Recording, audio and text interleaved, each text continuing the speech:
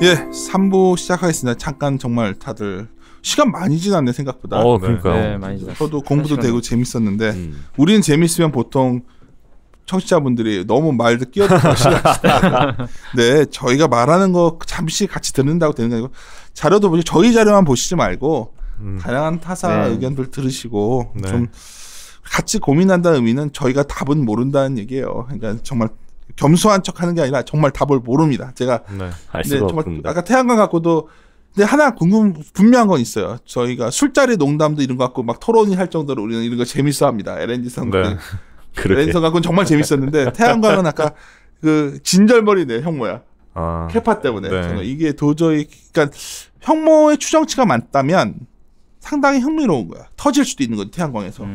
지금 일단 OCI는 빠진 다음에 올라와서 이제는 조정이 조금은 뭐 이제는 많이 이제 끝난 분위기인 것 같아요. 근데 여기서 중요한 거는 가격 반등을 유지해 주느냐 마느냐인데 그게 이 애널리스트 입장에서 아니 뭐 전 세계 모든 사람이 그건 어떻게 될지 모릅니다. 모르지. 네, 그래서 그러니까 투자라고 그 증설을 하겠지. 아니 그걸 자기가 그걸 알면 그걸 왜 투자를 하겠냐고. 내가 이거 항상 드리는 말씀인데 사업가는 된다고 보고서 투자한 거야 이거. 보통 그렇죠.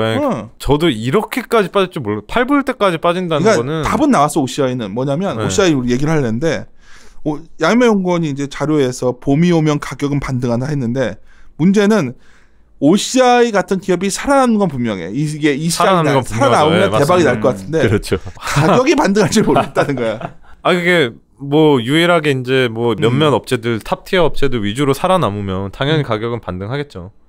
근데 나머지는 잘 안 죽는 것 같다. 아니요, 이게 근데 사실 보셔야 되는 게 이 폴리실리콘 비즈니스가 상당히 돈을 벌 때 많이 버는데 깰 때 진짜 많이 깨는 비즈니스입니다. 이게 그냥 비용은 딱 픽스가 돼 있어요. 만들어서 버리는 거야, 나쁘게 말하면. 그렇죠. 픽스가 돼 있는 상황. 이게 비용은 변하지 않아요. 공장을 안 돌리도 안 된다며 이게. 그냥 돌려야죠. 돌려야 된다고 하더라고 이게 또. 그럼 가동률 좀 조정하긴 하는데 아니 도크도 마찬가지로 비면은 그게 돈이 더 들어가기 때문에 안 되고. 무슨 말인지 알죠? 계속 만들어야 돼. 그러니까 그러니까 재고 쌓고 일부 판매하고 적자 나면서 하는 건데 심플하게 이렇게 보시면 돼요. 그러니까 예를 들면은 한 10,000톤 정도 규모가 된다. 자기가. 근데 나의 토탈 코스트가 한 뭐 15불 정도 된다. 근데 지금 가격이 예를 들면 10불이다. 그럼 5불 정도가 지금 손해잖아요. 그게 현실이잖아.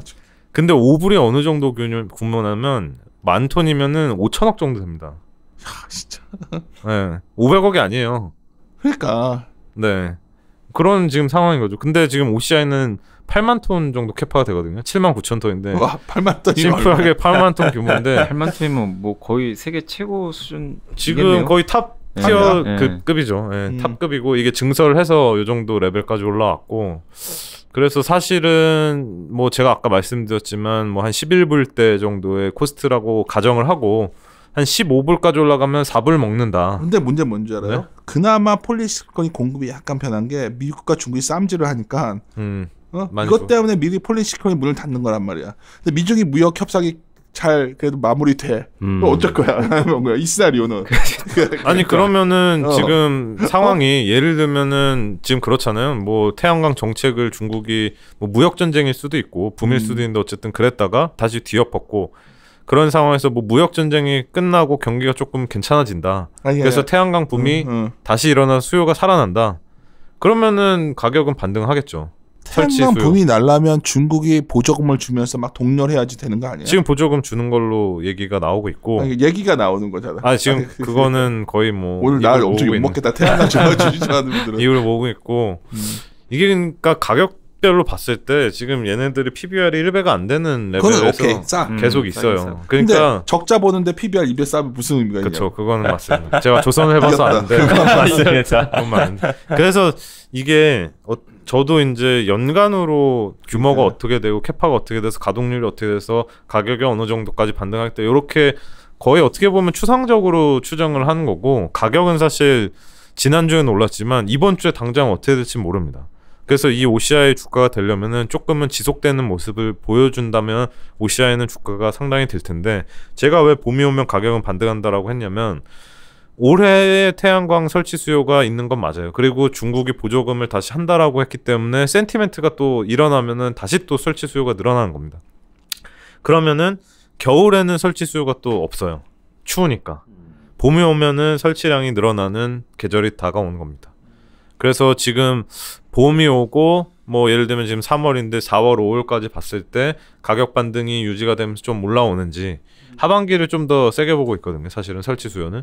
그렇기 때문에 사실 지금에서 가격이 더 안 빠진다라고 하면 OCI의 주가도 모든 것들을 좀 반영한 주가가 아니냐.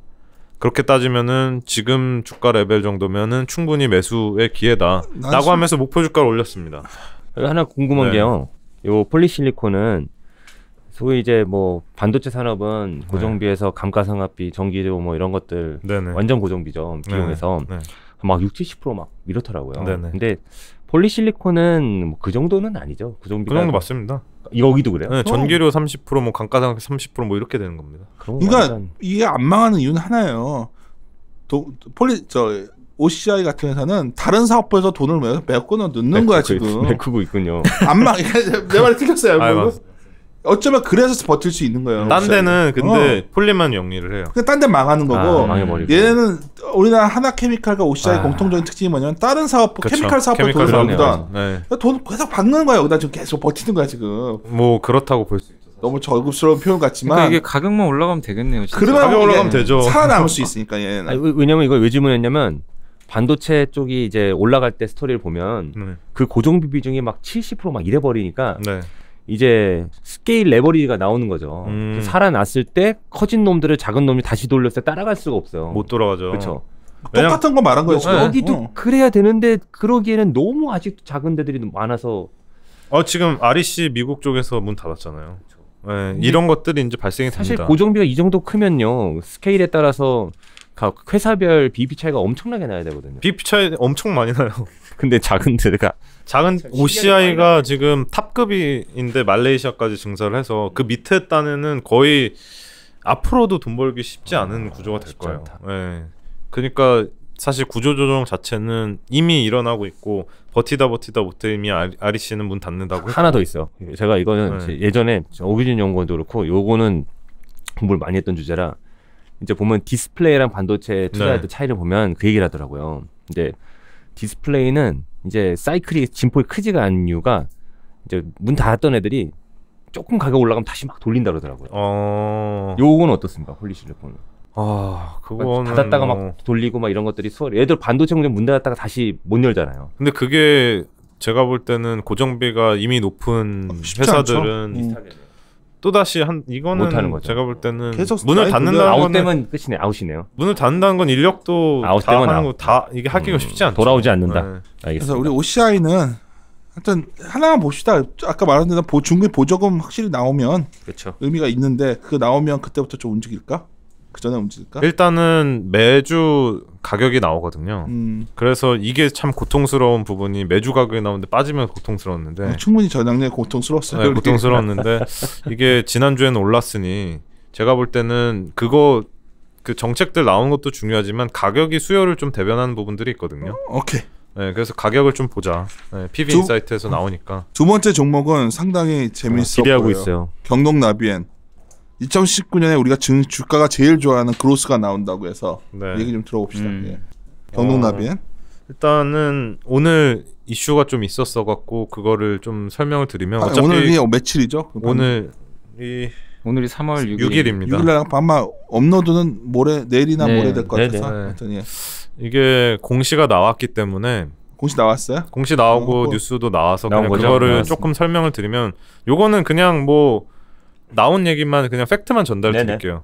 지금 그 경동 나비엔 주식을 경동 그 NOI라는 곳에서 블락딜로 이제 그 삼성증권하고 매매 계약 체결을 합니다. 그게 오늘 공시가 떴어요. 뭐야? 근데 그게 5%가 넘는 지분인데 70만 주가 넘습니다. 그래서 여기 보시면 일평균 거래 대금이 30억밖에 안 되잖아요. 그러니까 사실상 굉장히 많은 규모인데 오늘 또 삼성증권에서는 10만 주 넘게 매도가 나왔고요.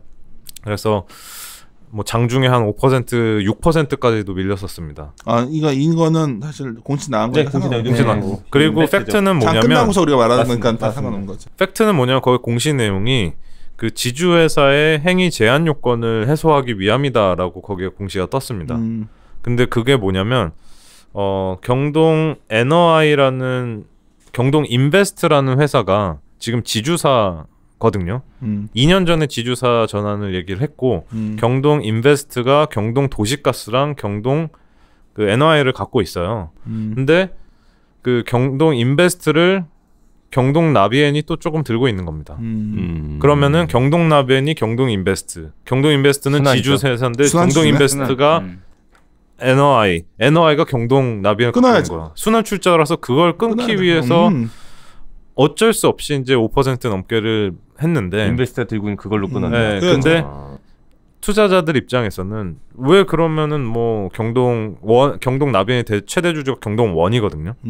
경동원이 왜 안 사고 뭐 그렇게 볼 수도 있잖아요. 그러네. 네, 근데 그거는 뭐 저도 잘 모르지만 경동원이 지금 이미 50%가 넘게 지분을 갖고 있습니다. 그것도 그렇고 뭐 여러 가지 이슈들이 있겠죠. 이유가 없네. 뭐 여러 가지 이유들이 있겠죠. 뭐 경동 NOI 자기네들이 자금이 필요할 수도 있는 거고 그거는 제가 알 수 있는 부분들은 이런 거 아닌데. 아니니까 뭐 알 수 없는 부분이기 때문에 네. 이제 그냥 투자자분들은 그 왜 안 사주냐 하는데 그 사시는 당사자분은 대주주분은 자기 개인 돈으로 사야 되는 거 아닙니까? 뭐 경동원이 사면 되겠죠. 그렇죠. 뭐 어떻게 보면 경동원이 개인 사거나. 돈이라고 볼 수. 경동원은 비상자인가요? 비상자입니다. 그럼 돈이 있어야 안 사는 사지. 거기 때문에 이미 한 50% 넘게 했는데 그러면. 그리고 그게 사실은 상당히 많은 물량이 뭐 연금도 꽤 들고 있거든요. 보시면은 국민연금만 6% 들고 있고 경동원의 이인이 57%니까 63% 물량이 지금 잠겨 있는 거예요. 이미 그러니까 이게 거래 6천억이 넘는 회사인데 시총이 거래가 많이 안 됩니다. 일평균 거래가 30억밖에 안 되잖아요. 그러니까요. 네, 작은 거고. 여기서 키는 이건 것 같아요. 경동나비엔이 막 안 좋아지고 있고 엄청나게 문제가 앞으로 많아질 것 같은데 이런 딜이 나왔으면 정말 기분이 그게 나쁘고. 아니라 2년의 딱 요건을 그쵸? 해소해야 되는 시기가 다가와서 한 거다. 그렇죠. 어쩔 수 없이. 갑자기 터지긴 나중에 했습니다. 궁금해서 그러니까 네. 그 송채호 연구원이 같이 얘기해서 네네네. 그 얘네 그 지배구조 좀 설명해줘요 네네. 한번. 그래. 지배구조는 아까 얘기했던 게 그게 거의 다야? 되게 다 심플합니다. 심플해? 네, 심플합니다. 이거만 정리되면 그냥 네, 단순한 없어요. 건 딴 건 없어요. 이거 위에 깔끔하네. 경동남에 위에 누가 있는 거야? 경동원. 경동원 끝? 네, 그럼 심플하네. 심플합니다. 더 이상 나올 일이 없네요. 또 문제될 거 전혀 없는데. 순환 출자는 그게 다예요. 그럼 괜찮네. 네. 이제 일회성으로 다 나왔는데 문제는 그게 아마 규모 자체랑 그 이제 주식 수를 해보면은 매매 가격 자체가 상당히 좀 낮게 형성이 돼 있어요. 그건 뭐 계산해 보면 아시겠지만 44,000원 후반대로 되어 있기 때문에 그걸로 인해서 많이 팔았는데 사실 거래가 그동안 없었기 때문에 투자자분들이 가장 우려했었던 부분은 많이 사는 투자자 입장에서는 이거를 사기가 되게 힘들거든요. 근데 오늘 같은 날 사실 사면은 거래가 많이 뭐 나오고. 그냥 계속 사면 되잖아요. 그러니까요. 네. 우리들 생각이고. 아닌가요? 그래서 사실 많이 올라왔습니다. 음. 네, 한 2%대로 마무리됐나. 이게 또 많이 봐야겠지만 밀렸다가 올라왔다고. 난 못 봐서 가지고 장중에. 네, 어쨌든 회사 자체의 문제가 아니라 법을 지키기 위해서 일회성 이벤트인 거죠. 일회성 이벤트다. 하여튼 제 관심은 근데 하여튼 그때 자료 나가는 날 그때 현재 주가 전날 47,000원이었는데 TP를 상당히 높게 제시했어요. 7만 원으로. 네. 뭐 TP가 감히적인 어떤 다시 말씀드리면 저희가 TP를 맞추겠다가 아니라 그렇죠. 상당히 자신감 있을 때 이렇게 세게 그럼요. 네, 말하는데 맞습니다. 뭐가 이렇게 자신감 있었던 거예요? 그 펀드멘탈한 걸 좀 얘기해 줘요. 펀더멘탈 자체는 이 회사가 하는 것들이 온수기 보일러. 나도 경동나비엔 쓰니까. 저도 쓰고 있습니다. 네. 거의 대부분이 아마 귀뚜라미 아니면 경동나비엔 뭐 아니면 린나이 뭐 이런 것도 차이가 쓰고 있는지 있을 잘 거예요. 모르겠는데 하여튼 쓰고 있어요. 뭐 회사별로의 차이는 소비자들이 뭐 느끼기에는 좀 힘들 수도 있어요. 어쨌든 국내에서는 1위 MS를 점하고 있는 광고는 회사고요. 너무 잘하는 것 같아요. 아 광고. 환경 광고. 근데 그게 또 문제가 있어요. 뭐였는데? 판관비가 높습니다. 광고 좋던데. 그동안 광고비나 뭐 많이 이런 썼어요? 그리고 그걸 채용을 많이 했어요. 네, 그러면서 인건비도 좀 많이 나왔고 그래서 애널리스트나 투자자분들이 좀 싫어했었던 부분은 맨날 추정하는 것들 대비해서 비용이 더 나오니까 이게 맨날 뭐 어닝이 뭐 서프라이즈도 나왔다가 쇼크도 나왔다가 자기 마음대로 되는 겁니다. 판관비가 광고비 많이 쓰면 많이 나오고 뭐 인건비 올리면 우리 내가 아까 뭐 실명해도 상관없죠. 현재 우리 IBK의 건설 애널리스트 있는 저희 김영희 연구원이 또 소환됐네. 이 종목 내가 되게 좋아하는 용기도 보고 싶다. 야. 근데 정말 열심히 이거 혼자서 커버 열심히 했었는데 정말 그것 때문에 고생했어. 네, 이게 실적 때마다 왔다 갔다 일회성이 너무 많은 거야 회사가. 그러니까 막 그러는데 그게 커가는 회사였어서 그랬던 거고 캐펙스도 또 좀 많이 투자를 했고 이게 좀 어떻게 보면 미래를 위한 투자였어요 사실은. 광고 좋으셨었잖아요. 그 부분인 난 것 너무 같아요. 좋았어. 그 슈퍼맨 뭐냐면 이게 참 사업하는 사람 슬픈 게 회사가 분명히 크고 있었잖아요 중국에서. 크고 있었고 그렇기 때문에 중국에서 앞으로 많은 비전도 있었고 해서 사람 뽑고 이제 확장하려고 딱 달리려고 했는데 갑자기 예상치 못한 정책이 나오고 뭐 그렇죠. 어떻게 보면은 그렇죠. 근데 아까 이제 설명을 거죠. 드렸었던 부분은 가스 대란이 이제 정부도 몰랐던 거예요. 그러니까. 알았으면 그걸 그렇게 했겠습니까? 애들 운동장에서 공부하게 그걸 만들었겠어요. 그렇게 안 하죠. 근데 이 회사는 우리가 이제 팁을 이렇게 했으니까 좀 더 우리가 그런 데이터나 밸류에이션 갖고 좀 얘기 좀 해봅시다. 일단 메이가이치 재계 모멘텀 우리가 일부를 들어보시면 알 거예요. 거기 굉장히 얘기를 많이 했었고 그냥 아까 판관비도 말씀하셨는데 현재 추정치 보면 19년부터 갑자기 굉장히 높아지죠. 이익이 엄청 늘어나서 PER은 10배로 내려와 있고 막 이래 2020년에는 7배로 갈 거고 막 이렇게 막 적어놨어. 우리 에럴스가 맨날 욕먹는 게 이래놓고 안 되면 어떻게 욕먹는 건데 한번 봅시다. 숫자 이렇게 추정한 이유를. 이렇게 제가 이제 정확하게 맞춘다는 건 아니고 그러니까 여러 가지 가정들이 여기 포함이 돼 있습니다. 그렇지. 여기에 보면 첫 번째 딱 말하면 비용 통제한다. 비용 통제. 확인한 거예요? 일단 4분기에 보시면은 제가 이제 이 자료를 보시면은 두 번째 패러그래프에 뭐 원가율이 63에서 65%, 판관 비율이 24에서 25% 이런 것들을 넣어놨거든요. 그걸 토대로 봤을 때 향후 영업이익률이 10에서 10% 이상. 근데 이게 과거에 이 자동화로 다 바꿨어요 공장들을. 그러면서 이미 이거에 대해서 추정을 했었던 부분들이 이미 거의 자동화로 바꿨었던 2016년, 17년도에 이런 그 영업이익률을 다들 애널리스트들이 과거에 추정을 했었던 겁니다. 그러다가 판관비 좀 높아지고 원가에 뭔가 일회성 요인들이 좀 붙고 그러면서 영업이익률이 5%도 나왔다가 뭐 7%도 나왔다 막 이러다 보니까 사실은 컨센서스가 상당히 내려와 있는데 4분기 실적을 보시면은 사실 상당히 좋았어요. 뭐 회사 측에서는 일회성 요인이 아니다라고는 하지만 한 80억 정도가 일회성 요인으로 이제 잡혔었던 상황이고 그걸 보시면은 최대 실적이거든요. 4분기가 2,500억 매출에 지금 영업이익단은 147억이었는데 사실 80억 정도면 200억 정도의 그 영업이익단이 나왔었던 겁니다. 사실 다른 자료 볼 것도 없고 여기에는 23페이지에는 그렇지만 그 본 자료의 46페이지에 분기 추정 실적 보면 중국 빼고는 정말 괜찮네. 중국은 괜찮죠. 왜냐하면 북미 쪽에서 지금 1등입니다. 그러니까 나 그래? 보일러 1등이야? 북미는 북미는 이제 보일러보다는 온수기 쪽이고요. 왜냐하면 미국 가보면은 맞아요. 천장에서 바람 나오거든요. UC 버클리 출신이잖아요.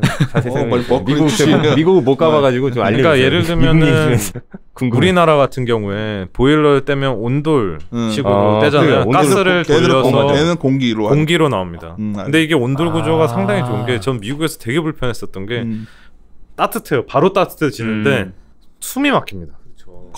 건조해지고. 근데 요거는 밑에서 따뜻하게 올라오기 때문에 몸을 지질 수가 있지. 그게 다른 거죠. 제가 미군 부대 나왔잖아요. 미군 부대 그 숙소 보면 너무 슬프다. 누구든 미군 여기는 UC 버클리 캘리포니아 저는 이제 군대에서 일하는 거기도 그 따뜻한 바람 모드. 바람으로 그렇죠. 라디에이터 하고. 그렇죠. 표 20일에 우리가 분기 추정 치저로만 가준다면 주가는 좋아질 수밖에 없네. 이 추정치가 만약에 갈 시나리오들을 가지고 그거를 이제 확인해 보면서 가야 될 부분들인데 이제 회사 측에서는 비용 통제에 대한 의지가 좀 있다라는 것들을 제가 이제 내비친 것으로 좀 생각을 하고 있고요. 그래서 판관비나 원가율 통제 같은 것들 그리고 이 80억 원 4분기에 쌓았던 충당금 같은 경우에는 향후 손실 발생할 거에 대해서 한 2, 3년치를 한 번에 쌓은 겁니다. 그거 좋네. 그거를 왜 그러냐면 나중에 그게 안 나면 환입이 또 되는 부분이에요. 충당금이니까. 이거를 토대로 봤을 때 이제 분기별로 추가로 이렇게 대규모 충당금이 쌓이는 부분은 사실 제한적일 걸로 보이는 거고 그리고 또 중요한 거는 뭐 인력 채용 같은 경우에 대규모로 엄청나게 빠르게 인력 채용들이 늘어났어요. 그러니까 인건비에 대한 부분들도 있었고 이제는 사람도 많이 안 늘리겠다. 이제는 인력 채용도 어느 정도 일단락 났고 이 여의도 있잖아요, 얘네. 그쪽 옆에 있죠. 네. 그리고 캐파도 이제 보시면은 중국이 지금 현재 30만 대, 국내가 한 160만 대 정도 되는데 2020년 되면 중국이 50만 대, 국내가 200만 대로 250만 대의 자동화 라인이 형성이 됩니다. 그걸로 캐파가 일단은 일단락 나는 거예요. 이걸로 증설하려고 거의 7,800억 정도 연간 이미 썬 거구나. 투자를 했거든요. 그래서 이게 올해 아마 좀 올해 아마 좀 그 캐펙스 투자가 좀 있고 그 다음부터 추가로 더 늘어날 건 없다. 그래서 캐펙스가 연간 한 300에 400억 정도까지 늘어났거든요. 그래서 그거보다는 굉장히 매력적인데 이거대로 만들면. 왜냐면 이미 생각 어떠냐? 그럼요. 네. 그래서 관심이 많은 거예요. 관심 많아? 관심이 많죠. 커버하는 사람 몇 명이나 되는데? 커버는 지금 IBK 박용희 연구원과 야 이렇게 또 소환되네. 야 3번 소환됐어요. 용이야 이 정도 얘기했으면 한번 연락 와야 되는 거 아니야? 그리고 뭐 NH에서도 자료가 계속 나오고 있고 한투에서는 원래 이경자 위원이 커버를 하셨었고 그 다음에 지금 또 누구 있지? 오케이 뭐 그까지 설명 다 건드릴 필요 없고. 근데 중요한 건 이것도 오케이, 중국도 오케이, 비용 통제도 다 오케이. 근데 문제는 미국 시장 북미에서는 상당히 잘하고 러시아도 상당히 괜찮고 러시아 1등입니다. 이거 다 1등인데 다 1등이죠. 중국에서는 등수가 높지 않잖아요. 중국은 한 지가 얼마 안 됐어요. 중국은 본격적으로 한 게 2017, 16, 17이고요. 그때밖에 안 돼. 거기서 이제 설명드릴 부분은 얘는 그 중국에서는 시하고 거의 계약 체결을 해서 이렇게 약간 발주가 나오는 형태인 것 같습니다. 그래서 베이징하고 계약 체결이 됐었고 그거 외에도 이 회사가 베이징 외의 도시들하고도 다 이제 그 계약이 체결돼 있었습니다. 그래서 그쪽에서도 매출이 발생했던 거고요.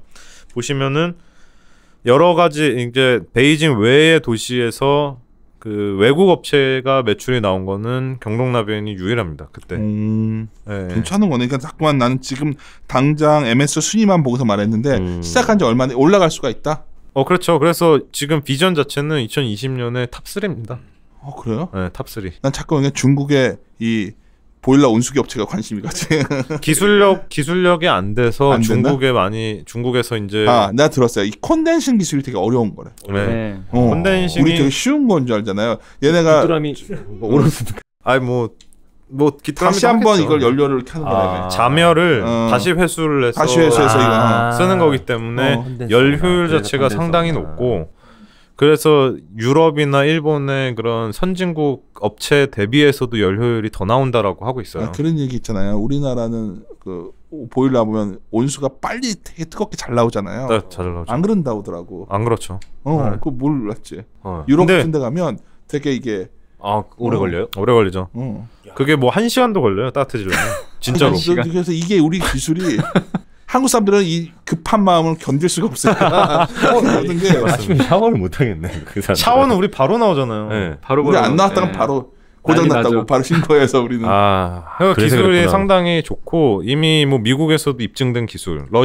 가장 추운 러시아에서 1등이라는 러시아에서 그러니까 러시아 얘기는 전에 오늘 용이 너무 얘기하고 용이가 맨날 얘기해서 오케이인데 중국은 재밌는. 근데 이게 좀 저는 이렇게 생각해요. 좀 억울한 감이 있는 주식인 게 이게 세계는 평평하다 세계관에서는 진짜 탑이 될 수 있는 주식 컨셉인 것 같아요. 이게 글로벌하게 이게 탑인데. 이미 매출이 국내보다 더 올라갔고 심지어 중국 일회성을 제외하면은 계속 올라가고 있고. 그래 해외 쪽의 매출이익률이 더 높습니다 국내보다. 그럼에도 불구하고 계속 머릿속에서는 LNG가 막 제가 왔다 갔다 하네. 이거는 우리가 오늘 야연명건이 했지만 기억하시죠? IBK 리서치센터의 박용희 연구원 자료를 계속 보시면 됩니다. 이거 몇 년째 추적을 하는지 몰라요. 지금 그렇잖아. 5년 추적했지. 5년 많이 틀리고 계셔가지고. 경동나비 보니까 국내 그 미세먼지 때문에 국회에서 뭐 이제 그 콘덴싱 맞아요. 이거 입법화 얘기도 있습니다. 그럼 근데 그게 되면 진짜 국내 쪽에서 매출이 확 늘어나나요? 아니면 그냥 이거 좀 어느 정도 좋네. 이거 좋네. 국내에서도 늘어날 수 있죠. 네, 콘덴싱 보일러가 나온다고 의미 있게 하면. 수치가 나올 수 있. 그리고 그게 제가 아마 자료에다 썼는지 지금 기억이 안 나는데 이미 유럽은 거의 뭐 예를 들면 90% 이상이 다 컨덴싱으로 쓰고 있는 상황이고 이렇게 생각하시면 돼요. 좀 미세먼지 우리가 괴로워 지금. 근데 이거 이유 중에 하나가 석탄 난방이야. 그래서 하나 중에 하나는 그러면 난방을 안 떼고 가스를 중국 애들이 할 거나 가스를 그럼 이 컨덴싱 보일러가 잘 팔릴 수 있다. 가스 난방. 정말 마바라틱하게 얘기하면 이거 큐가 늘어날 수 있는 거지 우리가. 거기다가 그 까다로운 북미 시장이나 러시아 시장에서 1위를 점한다는 거는 일단은 회사 자체가 경쟁력이 있고 그리고 기술력도 있으면서 그 말은 기술력의 경쟁 P를 갖다 낮추지 않아도 된다는 얘기잖아. P는 계속 올라가고 있어. 그렇지. P와 Q가 늘어나는 건 그로스거든 주시장에서. 그렇죠. 뭐 밸류에이션 강의할 때 한번 할까 했던 내용인데 우리가 추정을 할 때 가장 심플하게 보는 방법은 시장이 커지냐 파이가 봤을 때 결국 이게 나와서 거의 가격 전가 가능하냐 Q와 P가 늘어나면 네. 그로스가 나오는 PQG로 연결되는 네. 이거가 조합이 되는데 밸류에이션이 어때? 그렇죠. 밸류에이션은 작년 기준으로 보면은 좀 높은 수준이고요. 비싸네. 네, 올해 기준으로는 제가 추정한 건 이런데 ROE가 이제 확장 국면으로 들어가고 이제 두 자리로 더블로 간다고? 이제 보셔야 되는 게 뭐냐면 제가 여기다가 메이가이치의 재개 모멘텀을 사실 실적 추정치에 넣어놓은 겁니다. 그러니까. 네, 넣어놨는데 메이가이치가 만약에 된다고 하면 중국 시장이 어떻게 될지 몰라요. 중국이 얼마나 커질지 알 중국 수가 가스 없다는 보일러 1등 중에 계속 궁금해지고 있어. 그래서 그러니까. 아니 탑3에 지금 한다고 그러니까 이제 해 글로벌 투자가 있으니까 중국 관련 주도 한번 찾아보고. 중국에 있습니다. 보일러 회사를 사야지. 중국에 보일러 있습니다. 근데 정도나면 좋아 보여. 네. 내가 봤을 때는 제일 매력적인 게 아까 야연명군이 정확히 지적을 하셨어요. 이 회사가 판관비가 항상 문제였는데. 그리고 이제는 왜 그러냐면 그동안 사실 MS를 점했어야 되잖아요. 그러니까 사실 뭐 광고비 집행이나 이런 것들을 아낌없이 했던 거예요.